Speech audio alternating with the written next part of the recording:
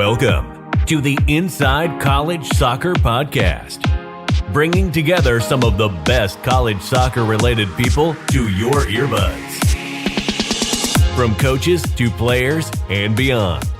So, thank you for tuning in. The Inside College Soccer Podcast is brought to you by Sports Recruiting USA, the college soccer experts. Now, enjoy the show.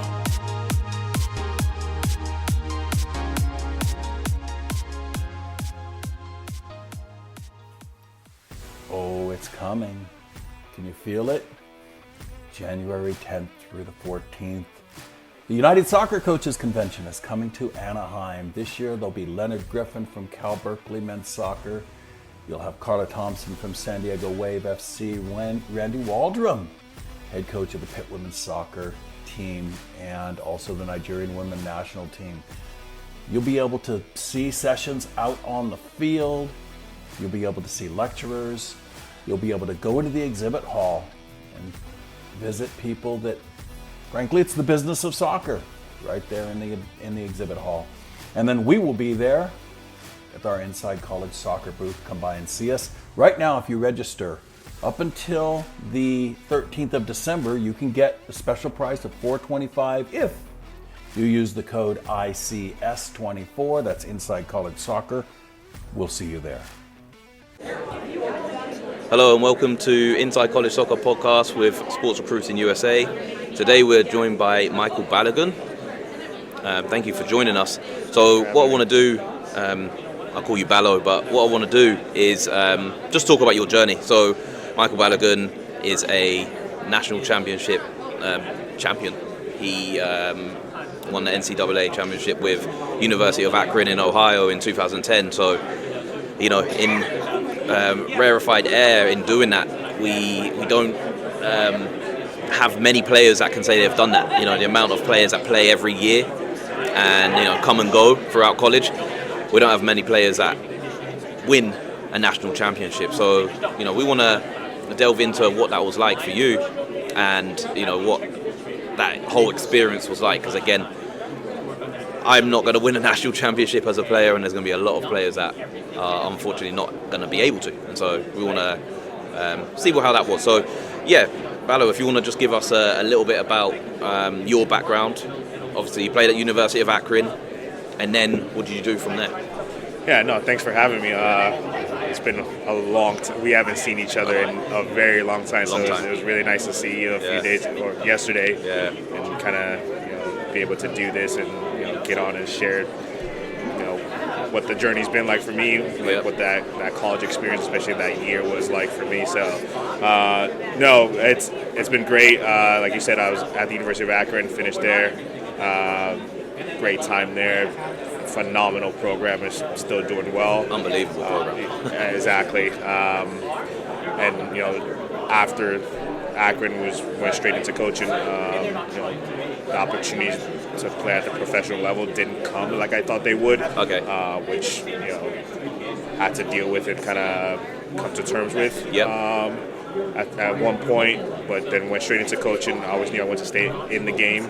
I was fortunate enough to have a really good friend who told me whenever you're done playing, whether it's after college, whether it's if you go professionally, whenever you're done playing, you should consider doing coaching, just because you've got some natural abilities. As far as when I was a player, I was very vocal. I was always talking on the field, so you've got some.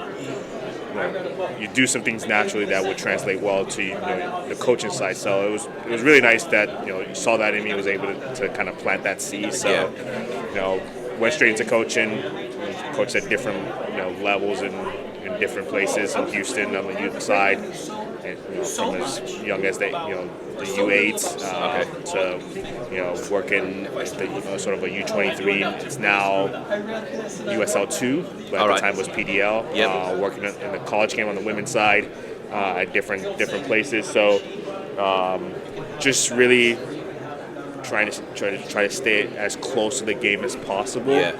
Try to give back as much as I can. It's been a fun journey. It's been a really good what's this, 2023 now? I've Yep, got to exactly. We're 13 days in, but I've got to remind myself we're in a new year. But it's been 13 years since 2010, when, like you're saying. But it feels like it was all yesterday in some ways. Yeah, well, I'm sure we'll jog your memory when you're talking to us about this. So, you know, you were at Akron 2010. You were essentially what would be called an upperclassman because you were, a junior by age. So, Akron the year before had gone to the Final Four. So, tell us about how you've arrived on campus. Tell us what the feel was in the team. You know, were they excited for the new year? They're like, look, we made the Final Four last year. We're going to make the final this year. We're going to win it this year. Or, I think if I remember rightly, they had some players that came back. I think maybe Adana and Nagby could have probably gone pro, and he chose to stay. And I think they had a few players that chose to stay that year, if I remember rightly. I was living in the area, played PDL, which is now USL 2. I played with you boys during those 2 seasons. So with how it ended for them last year, and then they've come into the new season, and now you're there. What was the feel with the team and the coaches and yourself? How was that? Yeah, and I think the one thing that really sticks out about my time there was the culture within the team. The culture, unbelievable. Yeah. It was ran very much like a professional environment. Yeah. The players that were recruited, obviously, majority had professional aspirations. So the level of commitment that we were willing to give, or we gave to everything, was just different than other places. Obviously, I have friends that played at other programs, and just knowing that the experience and what we were willing to sacrifice, what we were willing to do compared to them, was slightly different. That was the first part. The second part is just the staff.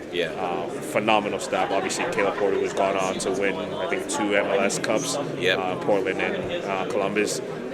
Jared Embick, who took over for Caleb at Akron, has been to, I think, 3 Final Fours since then. So he's had a great run as well. Exactly. So we had a phenomenal staff at Akron at the time. So just having that, the culture, phenomenal players, a staff, there wasn't really a hangover from the last year. If anything, there was a drive to, we don't want to feel that pain again.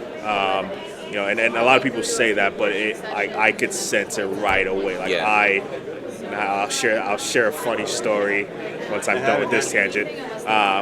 But I could sense it right away. To get to the Final Four, to not lose again in 2009, get to the Final Four, get to the final and lose on PK was really difficult. But at the same time, everyone was like, no, that's not how that should have ended. We're going to make sure it doesn't end that way the next year. And again, going back to just the commitment and the culture within the group, the staff was really intentional about what players they brought in as well to try to help, fill the gaps of players that are leaving, but also make sure kind of push over the line. When I came in, it was myself, Perry Kitchen. We brought in Darren Maddox, who scored goals just some names you're dropping there for fun. Jamaican national team. Exactly. So you have just players coming in. It's like, oh wow, like this is for real. So again, there wasn't really a big hangover. It was more a determination to make sure we make the team made up for sort of the disappointment of losing on a penalty kick or in penalty kicks in 2009. So who were some of the players on that team? Because again, that period for Akron was, I was lucky enough to just be in that area at the time. Some of the players that you had that are still in MLS now. Who were some of the names on that roster? Yeah, so and everything runs together now. There's a ton of just absolute quality players just in that on that 2019. You think about Darren Maddox, we just talked about him. Michael Nanchoff, who's an assistant now at Akron, played in MLS. Right. I believe had a short stint in the USL and then jumped into coaching. Nags, Anthony Ampai, who played in the MLS and then went over to Thailand and had a phenomenal career there. Yeah. Perry Kitchen, talked about him, obviously just retired, but phenomenal player, absolute engine, workhorse of a human being. Chris Korb, another MLS professional. Zarek Valentine, Chad Barson, Kofi Sarkodie, just names, right? Every single person I just named on that starting 11, because that was our starting 11. Davis Mavis in goal, all play professionally. Yeah. There's not one person I just named. Scotty Caldwell. There's not one person. Revolution, right? Exactly. Now he's at Salt Lake City, I believe. Yeah. There's not one person I just named from that starting lineup that didn't play professional. Yeah. So just think about that. And again, going back to the culture and just the quality that we had, it's just, I feel like it says a lot. So yeah, it makes me smile and blush a little bit just to think about that group and the quality of the players in the group. So again, you talked about the culture a little bit. Let's talk about the actual soccer. So August, you're in pre-season. You said it's basically like a pro club, the way that the is set up, the culture. So what were the games like? Beginning of the season, you have some pre-season games. How was the month of August? So I think even before we got into preseason, again, going back to the commitment and the desire not to feel the way the group felt in 2009. Before we got into preseason, obviously, I feel like there's a lot of places that do this, but captains will practice. But there was an expectation. It wasn't a rule. It wasn't. Nobody was being forced, but it was an unwritten expectation that everyone needed to be there for captain's practice. And if anything, captain's practice were incredibly competitive, probably more competitive than when we started with the coaches. Wow. But it was just, culture, good leadership. Yeah. We had some phenomenal captains that, hey, this is what this is about. So whether it's a young player coming in, whether it's someone like myself that's transferring in, when you have that and you have good leadership, a good culture, it's like, I don't want to be the one that's messing this up. Yeah.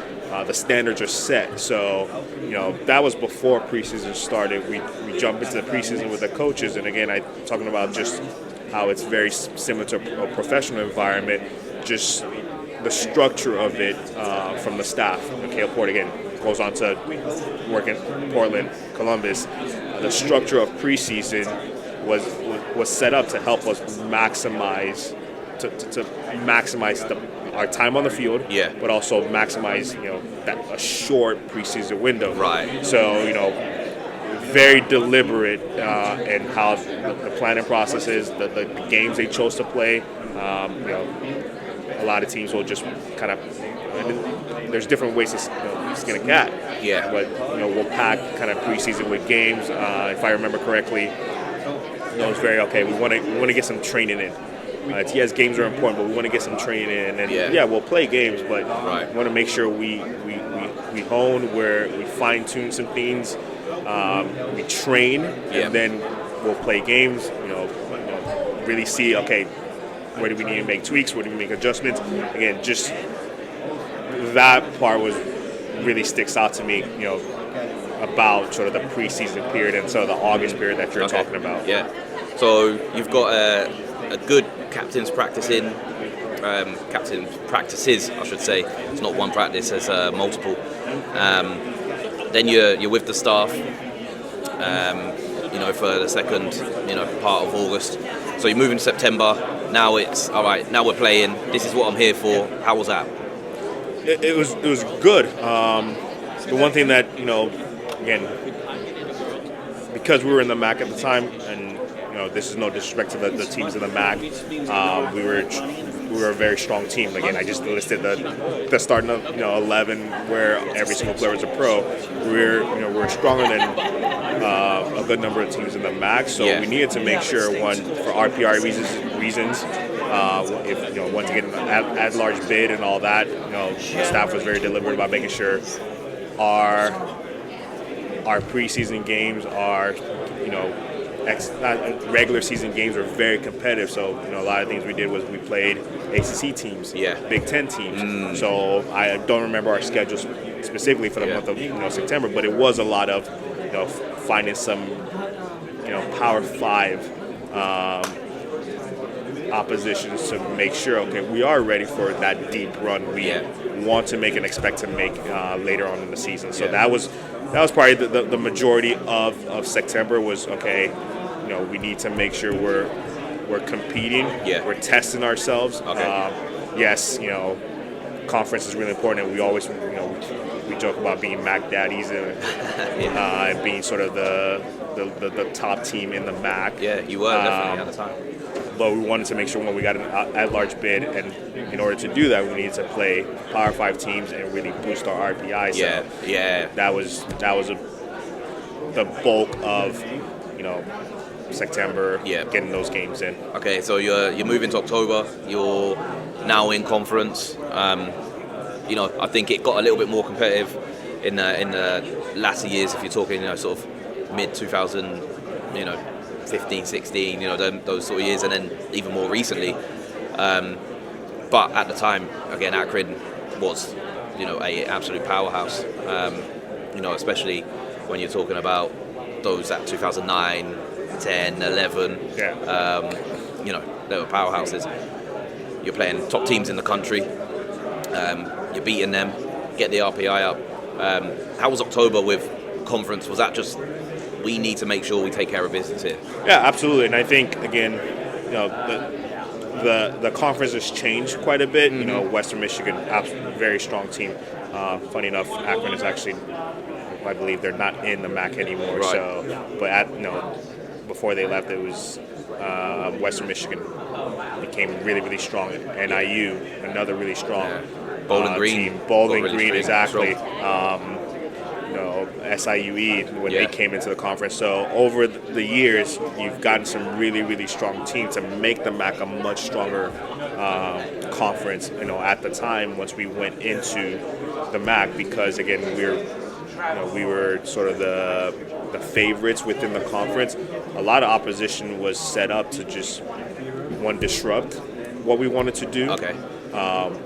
We had a specific style of play, a specific way we wanted to play. So a lot of it was, a lot of teams were set out to disrupt that, number one, and that's either with sort of the physicality of their play, or just sort of how, I don't know what the right word for this, how defensive-minded they played the game. Okay.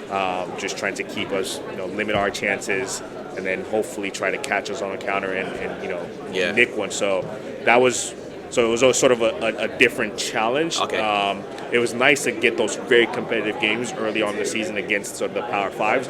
But once we went to conference, the style that we faced was different. Yeah. But our staff, it wasn't a big deal to our staff because one, they trusted in their ability to prepare us, and they trusted in our ability as players to say, okay, yes, we can play an open style game, a free flowing game with a Wake Forest, but also play against and be able to break down a low block Bowling Green type team. So that really was one of the things that sticks out in my mind was just how defensive-minded some of the teams that we played in conference were at the time, and then how physically they wanted to make the game to disrupt, just our free-flowing, possession-oriented style. So, for any recruits that are listening or that are going to listen to this who have aspirations of playing in college, end of October, right? So you've gone through your conference schedule, you're starting to get ready for conference tournament, and obviously for you guys, NCAA tournament, that's what you got your eyes on. How are you feeling? How's the team feeling? How are your bodies feeling? Is there injuries? Mentally, how are you feeling? Have you still got the same desire as you did in August? What's the mindset at that time? Yeah, it's interesting you bring that piece up, because at the end of October, I think it was end of October, some point in October, we lost to Cleveland State. It was our only loss in 2010. We lost 2-1, I believe. And I remember us driving back, dead silent, on the bus. in some ways almost in shock and disbelief that we lost to Cleveland State. Not so much because it's Cleveland State, and Cleveland State is great. Stanisha's doing a phenomenal job at Cleveland State. Really is, yeah. It was more so like we didn't play to our standard. We didn't meet our expectations. So it was a disappointment of what was that? That's not Akron. That was what caused the site. It's like, there are times where, during my time there, we would win a game, 2-0, 3-0, but we would be more upset than if we tied a game 1-1. Yeah. So there was an element of it's not just about winning, it's about how we want to win, and that was something that Caleb always preached to us. So, end of October we lose to Cleveland State, it's dead silent. We, get back to campus and we hold a players only meeting. Yeah. And we hashed it out. It's like, if that's the level, if that's the standard we're going to play at, we're not going to be able to rewrite 2009. Yeah. Obviously, that meeting was led by players that, players in leadership position, but also players that were on the team in 2009 that experienced that heartache, that pain. Yeah. So for me, that meeting was sort of like the reset that we needed for the push to finish out the season. There were some tough games towards at the end of the year that meeting was crucial in helping us be able to get, really be successful.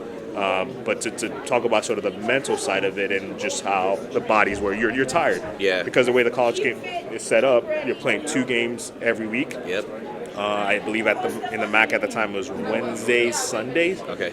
Something like that. So, your body's fatigued. But again, a lot of credit to our staff. One, the roster they were able to put together. So early in the season, there was quite a bit of rotation as we got closer to the end of the season into the conference tournament. You think about basketball, you have your maybe 10-man rotation. Yeah. You get into the playoffs, it kind of goes into like a 7-8-man rotation. Right. You're using less players, but the fact that you're able to use more players early in the season. Yeah. As you get towards the end of the season, the players that you're going to lean on heavily, you don't have to lean on them as much, or they're a bit fresher. Okay. That year, Kofi Sarkodie, who's our starting right back, goes down hurt. I've played it right back. I'm probably more of a hold-in midfielder, but I have experience, the national team at right back, so I was able to slide in at right back. Yeah. While Kofi was out, and okay. Kind of at least at minimum keep the level. Yeah. So that way, I'm actually lying. I didn't keep the level with Kofi. Kofi's a far better right back than I ever was. But the level didn't drop significantly. Yeah. So when you have a roster that's that deep and that has that much quality, Ben Spees, Eric Stevenson, Martin Ontiveros, like just the names that are coming off the bench, like it's unbelievable to think about. So, when you're in late October, early November, there's players that are going to be nicks and knocks, but because the coaches were able to really manage early on and really use the roster, you're able to kind of push through that difficult part of the season. Yeah, for sure. So, I was talking about this on an earlier podcast. November is a time that not many players get to experience really playing, right? So, you're in the conference and then you're making the NCAAs. What was that month of November like where it's win or go home, especially when you get into NCAA tournament, obviously. It's a win or go home situation. So what was November like for you, for the team, and how did you guys overcome the hurdles that seem to come every week? Yeah, I think and I believe it's still the case at the University of Akron. You have regular season and the November postseason. It tells you right there they're 2 separate seasons. Yeah, and that's how it was approached. Right. But especially you have this just I don't say stupid, but very unique chant where it's like tourney time, and it just as soon as the conference tournament NCAA comes around, and you would just hear players on time walk into the locker room or walk into the building and you just hear tourney time, and just Yeah. as a way to, it's almost like a trigger for everyone to say, hey, this is, what we did, 2 weeks ago doesn't matter anymore. Yeah. Like we're in a different phase of, like, this is different, and the level of concentration, the level of intensity, the level of commitment needs to be increased, because if we're going to reach our ultimate goal at the end of the year. Yeah. Okay. So, you guys obviously were successful. You got all the way to the final. You won it. What was that Final Four like? What was that? That situation where you're on the plane. If I remember rightly, you had to go to California. Yeah, Santa Barbara. So you've had to fly, 5-hour flight, Akron to Santa Barbara. You've got to take that flight. I'm sure there was excitement, nervousness. It's a business trip. So what was that situation like for you guys? Yeah, there was so many players on the team that were experienced with being in the Final Four. The previous year in 2009, it was in Cary, North Carolina. Yeah. So there are so many players on the team that were experienced with being in those big moments, knew what to expect. Right. So again, it eases the nerves a little bit. Yeah. For a few people, but I also think, even though we had the number 1 seed, we still had a tough route to the Final Four. We played Indiana. Can't remember who we played after Indiana. This is bad. If you were on that team we played after Indiana, I'm so sorry. Then we played Cal.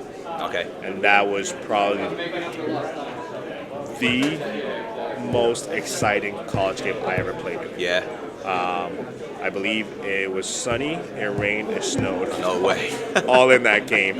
And I lived in California prior to moving to Akron, so all the players on Cal I knew. Okay.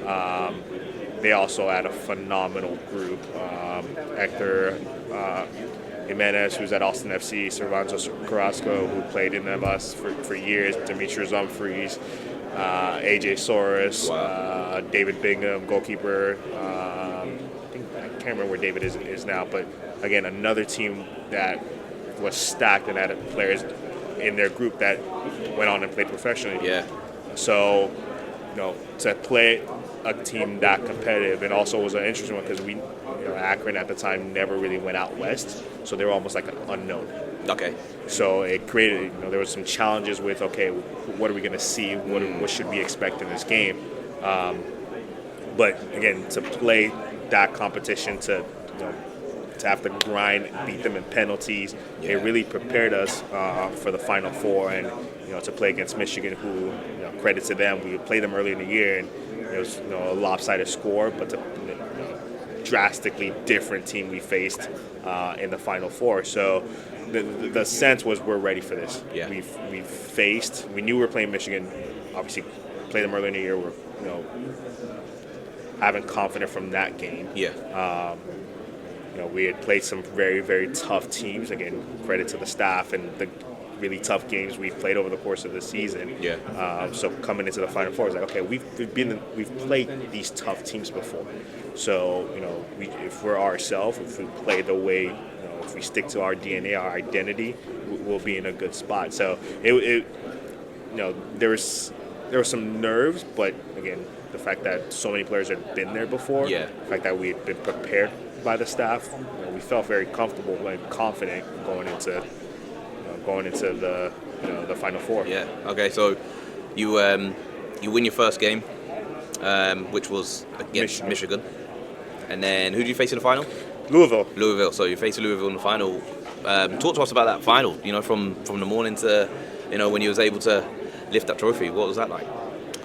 I have no idea what I did that morning. Actually, I'm team walk. We always did a team walk before on game days. Obviously, team meals. Just the normal game day preparation. My roommate was Matt DeGillis. Okay. Shout out to Matt. Yeah.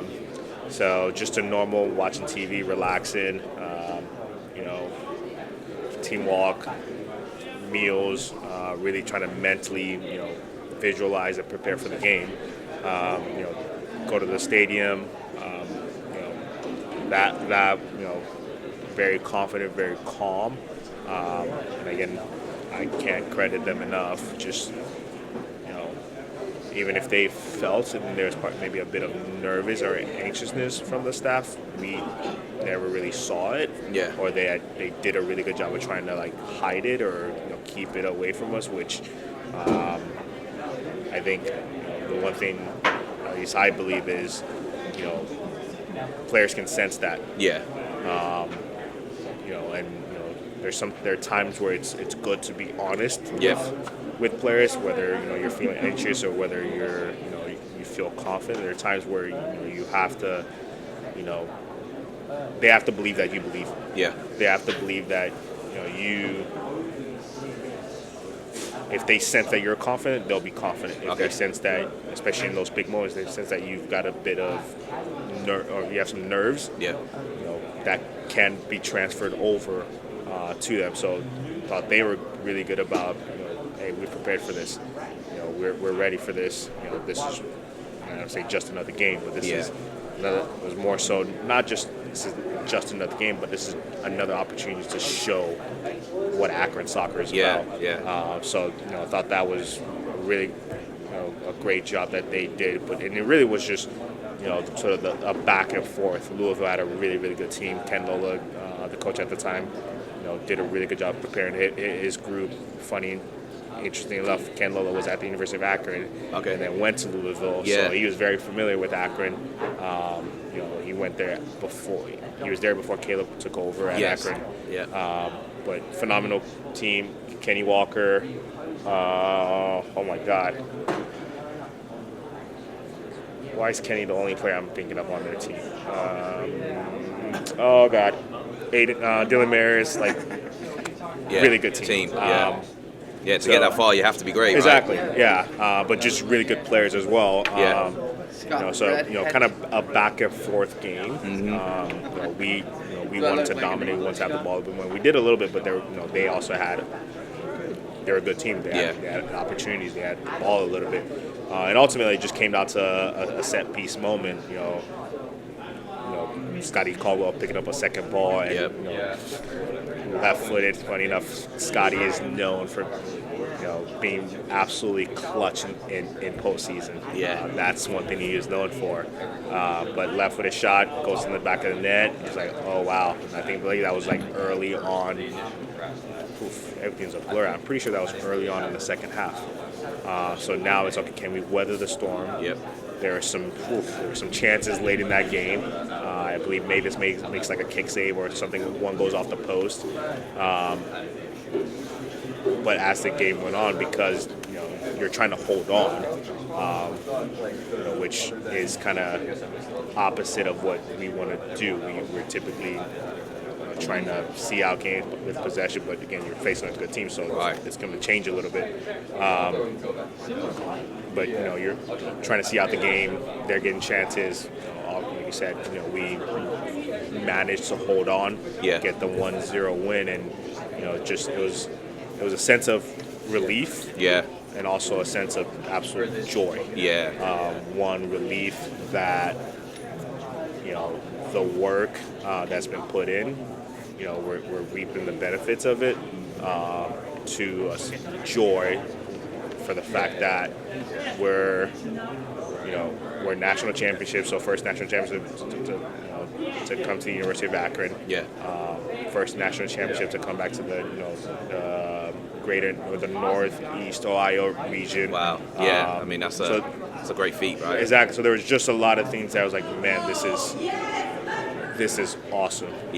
So it was just a sense of joy that came with that moment, which is really, really cool. I mean, you like I said earlier, we went to a Final Four, and we were talking off of this where you had said that the way that they felt from before you were there was we shouldn't have lost. We probably should have gone all the way. So this was a year where, all right, we're taking care of business. And like you said, I think University of Akron's first national championship, you were part of that. So, I mean, that's unbelievable.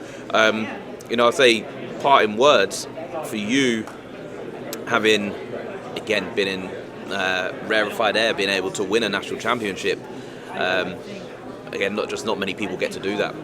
So for you, what would you say to recruits, players in college, and you've even been on the coaching side for a long time, so even coaches, what's a message that you'd have that could kind of encompass all that you learned on that run as you look back, 12, 13 years ago now, as you look back, what's something that you could kind of bottle up and say to, players that are in college and that are wanting to attend college, and, coaches out there as well? Yeah, and I was extremely fortunate to play a small part in just the program that is, University of Akron men's soccer. Yeah. So it was almost for me, it was being in the right place at the right time in some ways. They've been close since then. But, Yeah. Obviously, haven't had the fortune of that bit of luck to get another one. But really, to players, recruits, it's really just that's a nice thing to be able to say I'm a national champion, but it's the day-to-day, the memories, the players, the process that I truly enjoy, and I think back and I remember. I joke about this. I don't know where my national championship ring is. No. I don't. But what I do know is I still have everyone's number in my phone. Yeah. So it's those relationships. It's, Yes. it's that day-to-day, the process. I still keep in touch with the coaching staff. So it's that part is what's really, really important. Not like you said, not everyone is going to win a national championship, but everyone can have a great experience. Yeah. Everyone can form lasting relationships with their teammates, their coaches. So I for any recruits, yes, that's it'd be nice to go somewhere and be able to accomplish something like that, even if it's not a national championship, a conference championship. But at the end of the day, you've got 4 years. Yep. If that doesn't happen in 4 years, what are you able to say I got something else out of this? Yeah. And if my advice would be, let the priority be the experience, the relationships, and then if you're just happen to be fortunate enough to win a championship, then that's just sort of the cherry on top. Yeah, for sure. Well, thank you, Michael Balogun, for joining us again. Michael Balogun won a national championship with University of Akron in 2010, so we wanted to understand what that whole process was like. He obviously was lucky enough to be part of a great squad. He was very important in that squad as well, and so it's great to have Michael Balogun with us, and thanks again, and good luck to you in the future. Yeah, thank you. Really great to be here. You guys are doing great work. Continue to crush it. It's obviously great to see you again. It's been way too long. Hopefully it's not another 10 years before I see you again. No, I'm sure it won't be. Thank you, Michael. Likewise.